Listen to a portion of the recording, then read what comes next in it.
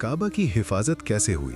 ये वाक़या उस वक्त का था जब रसूलुल्लाह सल्लल्लाहु अलैहि वसल्लम की पैदाइश भी नहीं हुई थी। मक्का मुशरिक था, लेकिन काबा फिर भी अल्लाह का घर था। इस घर की बुनियाद हज़रत इब्राहीम अलैहिस्सलाम और हज़रत इस्माईल अलैहिस्सलाम ने रखी थी।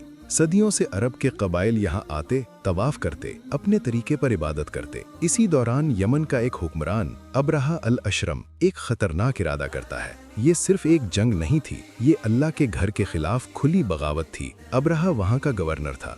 उसने सनआ में एक शानदार गिरजा बनाया। रिवायात में इसका नाम अल कुल्लैस मिलता है। इसका मकसद साफ था, लोग काबा की जगह इसके गिरजा का रुख करें। लेकिन अरब के लोगों के दिल में काबा की अजमत बसी हुई थी। उन्होंने इसकी दावत कबूल न की। रिवायात में आता है कि कुछ अरबों ने इस गिरजा की तौहीन की। इस पर अबरहा का गुस्सा भड़क उठा। उसने कसम खाई कि वो काबा को गिरा देगा। सीरत इब्ने हिशाम और तारीख़ तबली में तफसील मिलती है कि उसने एक बड़ा लश्कर तैयार किया और सबसे आगे एक बड़ा हाथी। अरब ने पहले कभी जंग में हाथी नहीं देखा था। ये मंजर ही दहशत के लिए काफी था। लश्कर मक्का की तरफ बढ़ने लगा। रास्ते में जो कबाइल आए उन्होंने रोकने की कोशिश की, मगर वो शिकस्त खा गए। जब ये लश्कर मक्का के करीब पहुंचा तो मक्का में खौफ फैल गया। उस वक्त मक्का की क़यादत अब्दुल मुत्तलिब के पास थी। वो रसूल अल्लाह सल्लल्लाहु अलैहि वसल्लम के दादा थे। अबरहा के सिपाहियों ने मक्का वालों के जानवर कब्जा कर लिए। उनमें अब्दुल मुत्तलिब के ऊंट भी थे। सुबह हुई, अबरहा ने हमले का हुक्म दिया। हाथी को काबा की तरफ मोड़ा गया, लेकिन वो बैठ गया। उसे मारा गया, खींचा गया, मगर वो काबा की तरफ एक कदम न बढ़ाता। परिंदे झुंड के झुंड आ रहे थे।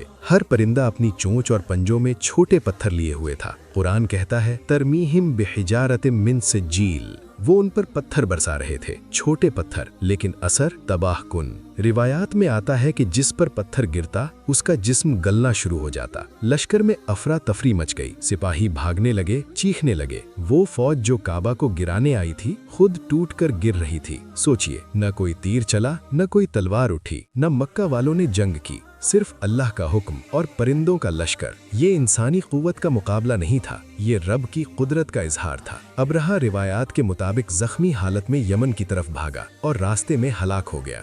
उसका ख्वाब, उसकी ताकत, उसका गुरूर सब मिट्टी में मिल गया। जैसे अल्लाह ने दुनिया को पैगाम दिया हो, इस घर की हिफाजत भी मैं करता हूँ और मेरे आखिरी रसूल सल्लल्लाहु अलैहि वसल्लम की हिफाजत भी मैं ही करूँगा।